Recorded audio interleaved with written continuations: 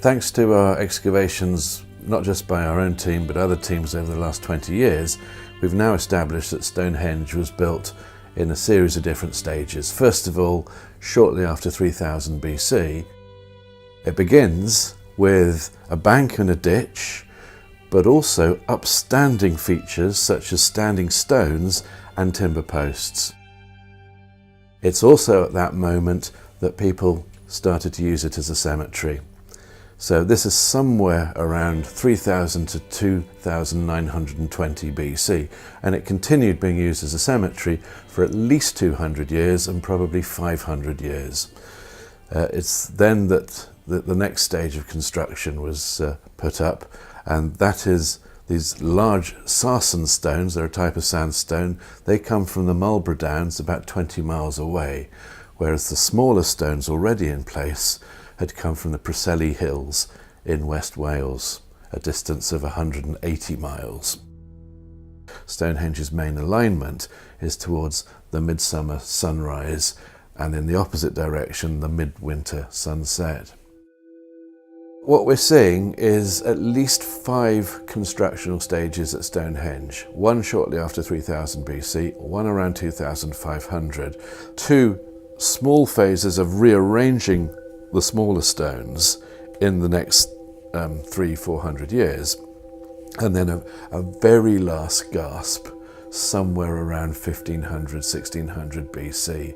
They dig holes apparently to move stones, but the stones are never moved. Whatever they planned never succeeded. Those last stages of construction also coincide with a fundamental social change in Britain, and that's the arrival of what we call the Beaker people. This is a continental style of ceramics and burial, but also an entirely new lifestyle. These are people that have been using metals, the wheel and other innovations which have been absolutely absent from Britain for hundreds of years. So Britain was basically cut off from the continent up until the arrival of the Beaker people around 2400 BC.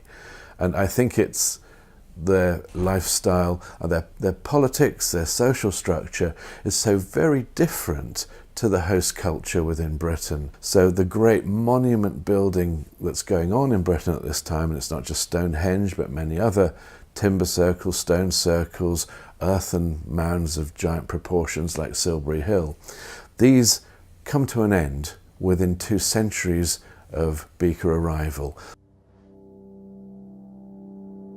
We're starting to think of Stonehenge not as a temple where people come on pilgrimages and come to worship on a long-term basis. All our evidence suggests that it is used in a very punctuated form over time. People come, they construct, they feast, they go away.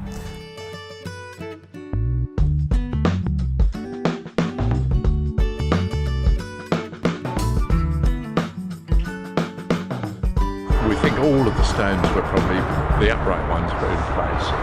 Whether all the lintels were done, there's no way of knowing. I don't really like history back at school, but at Stonehenge it's more enjoyable. Stonehenge is just an amazing place to come and visit. It's really inspiring for the children. Having an expert leading the session, it really gives the children that in-depth knowledge that perhaps I don't have about Stonehenge, and so they get really inspired by someone that can tell them loads of detail about it, and that supports us as teachers as well as, you know, enthuses the children.